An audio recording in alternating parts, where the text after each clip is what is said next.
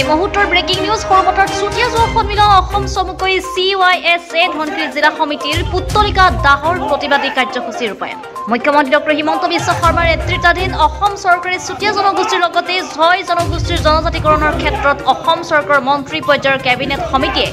চুতীয়া জনগোষ্ঠীৰ লগতে 6 জনগোষ্ঠীক জনজাতিকৰণৰ প্ৰতিবেদন কেন্দ্ৰীয় চৰকাৰক প্ৰদান নকৰাৰ প্ৰতিবাদত চুতীয়া যুৱ সন্মিলন অসমে প্ৰতিখন জিলাৰ সমান্তৰালকৈ শতাধিক কৰ্মীৰ উপস্থিতিত আজি অসমৰ মুখ্যমন্ত্ৰী ডক্টৰ হিমন্ত বিশ্ব শৰ্মা আৰু জনজাতি মন্ত্ৰী ৰণোজ পেগুৰ পুত্তলিকা দাহৰ প্ৰতিবাদী কাৰ্যসূচী ৰূপায়ণ কৰি সৰুপথাৰত তীব্ৰ প্ৰতিবাদ সাব্যস্ত কৰে আৰু উক্ত প্ৰতিবাদী কাৰ্যসূচীত সংগঠনটোৰ কেন্দ্ৰীয় সভাপতি কৌস্তভ শিশুৰ শইকীয়া সম্পাদক পলাশ হাজৰিকা আৰু মুখ্য উপদেষ্টা মোহন চন্দ্ৰ শইকীয়া উপস্থিত থাকে আনহাতে 6 জনগোষ্ঠীক শীঘ্ৰেই জনজাতিকৰণ নকৰিলে তীব্ৰ আন্দোলনৰ হুংকাৰ সংগঠনটোৰ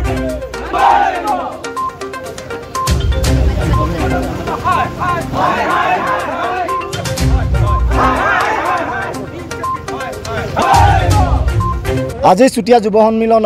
অসমৰ কেন্দ্ৰীয় সমিতিৰ উদ্যোগত অসমৰ প্ৰতিখন জিলাৰ কাৰ্যালয়ৰ সন্মুখত আমি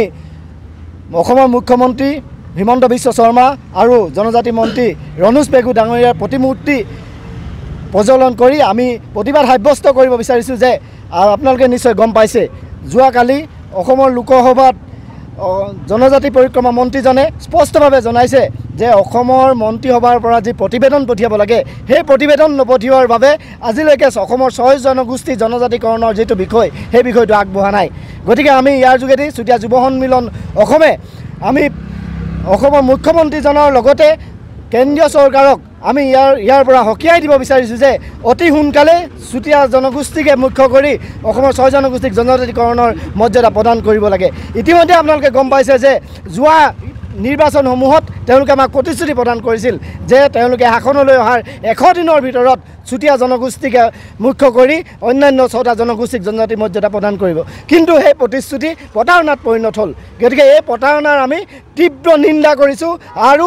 অসমৰ মুখ্যমন্ত্ৰীজন যিজনৰ নেতৃত্বত আমাক কথা দিছিল যে এপ্ৰিল মাহৰ ভিতৰত চুতীয়া জনগোষ্ঠীৰ জনজাতিকৰণৰ মৰ্যাদাৰ বাবে প্ৰতিবেদন পঠিয়াব কিন্তু আজি পৰ্যন্ত সেই প্ৰতিবেদন পঠিয়াত তেওঁলোক ব্যৰ্থ হৈছে গতিকে সেই সৰ্বকালৰ ব্যৰ্থ মুখ্যমন্ত্ৰী বুলি ক'বলৈ আমি বাধ্য হৈছোঁ আৰু তেওঁ কথা ক'ব বিচাৰিছোঁ যে তেওঁ যি প্ৰতিবেদন পঠিয়াব নোৱাৰিলে সেইটো অসম চৰকাৰখনৰ এক ব্যৰ্থতা গতিকে আমি ইয়াৰ যোগেদি তেওঁক দাবী জনাব বিচাৰিছোঁ অতি শীঘ্ৰেই চুতীয়া জনগোষ্ঠীকে মুখ্য কৰি 6 জনগোষ্ঠী জনজাতিকৰণৰ প্ৰতিবেদন পঠিয়াই জনজাতিকৰণৰ মৰ্যাদা প্ৰদান কৰাৰ ব্যৱস্থা কৰক অন্যথা অনাগত সময়ত চুতীয়া জনগোষ্ঠীৰ লগতে 6 জনগোষ্ঠী একত্ৰিত হৈ ৰাজনৈতিকভাৱে এই চৰকাৰখনৰ বিৰুদ্ধে কিন্তু থিয় দিবলৈ বাধ্য হ'ব চৰকাৰৰ লগত বহু ধৰণৰ আলোচনা বিলোচনা হৈছে কিন্তু প্ৰত্যেকবাৰে এই আলোচনা ব্যৰ্থ হৈছে শেহতীয়াকৈ মুখ্যমন্ত্ৰী হিমন্ত বিশ্ব শৰ্মা ডাঙৰীয়া আৰু জনজাতি মন্ত্ৰী ৰণোজ পেগু ডাঙৰীয়াৰ লগত হোৱা এক আলোচনাত ৰণোজ পেগু ডাঙৰীয়া আৰু হিমন্ত বিশ্ব শৰ্মা ডাঙৰীয়া আমাক এটা প্ৰতিশ্ৰুতি প্ৰদান কৰিছিল যে এপ্ৰিল মাহৰ ভিতৰত ৰাজ্য চৰকাৰে কেন্দ্ৰীয় চৰকাৰলৈ জনজাতিকৰণৰ প্ৰতিবেদনখন প্ৰেৰণ কৰিব কিন্তু যোৱাকালি লোকসভাত বিৰোধী দলৰ মাননীয় সাংসদ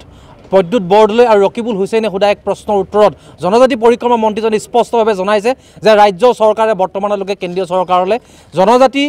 পাব পৰা যিখন প্ৰতিবেদন সেই প্ৰতিবেদনখন কিন্তু প্ৰেৰণ কৰা নাই গতিকে আমি এই মুহূৰ্তত বিজেপি নেতৃত্বাধীন হিমন্ত বিশ্ব শৰ্মা নেতৃত্বাধীন চৰকাৰখনক এটা কথা স্পষ্টভাৱে হকিয়াই দিব খুজিছোঁ যে তেওঁলোকে থলগিৰি মানুহক প্ৰতাৰণা কৰিছে তেওঁলোকে অসমীয়া মানুহক প্ৰবঞ্চনা কৰিছে আৰু এই প্ৰতাৰণা প্ৰবঞ্চনাৰ কাৰণে ক্ষোভৰ বহিঃপ্ৰকাশ ঘটি আজি ৰাইজ ৰাজপথলৈ ওলাই আহিব লগা পৰিৱেশৰ সৃষ্টি হৈছে কালি তেওঁলোকে